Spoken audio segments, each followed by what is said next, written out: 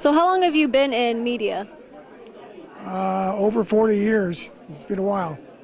What's the favorite position you've had in media? Well, I think the longest period of time that I've been anything is assignment editor, and I enjoyed being a news director for a couple of years.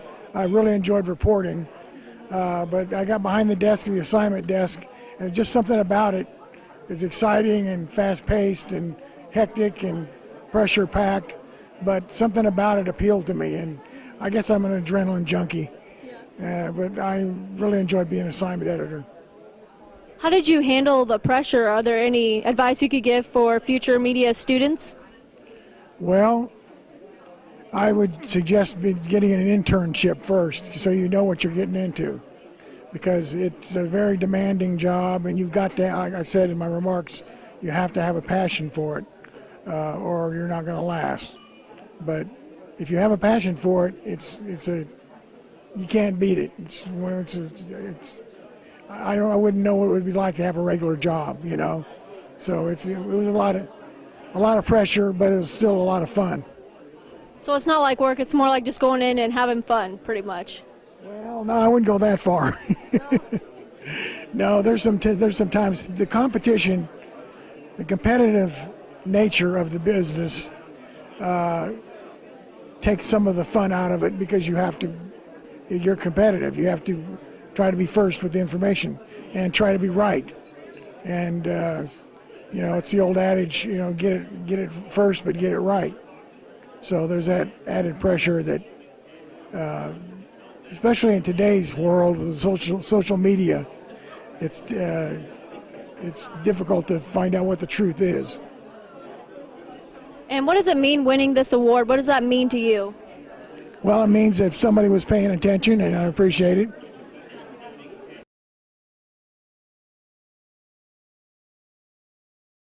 What inspired you to get involved in media? As I said in my talk earlier, I had a high school teacher who really encouraged me to write and helped me discover the interests and talents I had in writing. I didn't really plan to be a journalist, but that's the way things worked out. I've always liked to write.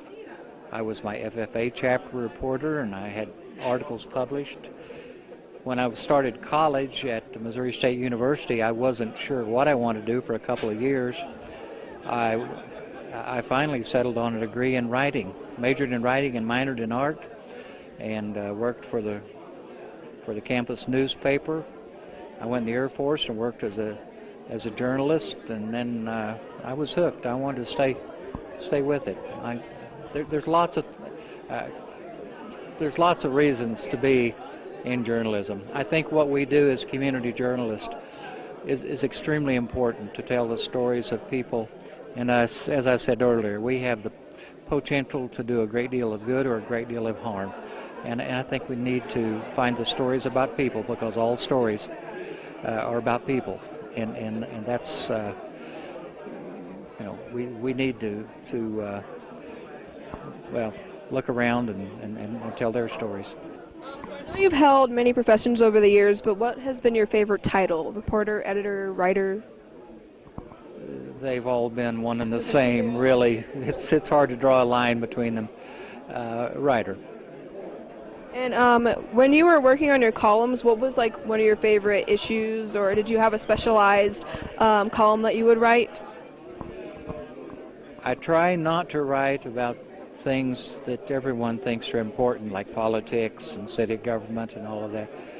I write about, I hope, the things we have in common: family, home, things that hold us together, one another, people. Again, we all have universal things: our love of family, our children, our roots. I write a lot about the farm where I grew up. I write about my ancestry, about my parents and my grandparents. These are things we all have in common, regardless of where we come from. It's the love we have for home and family and our foundations.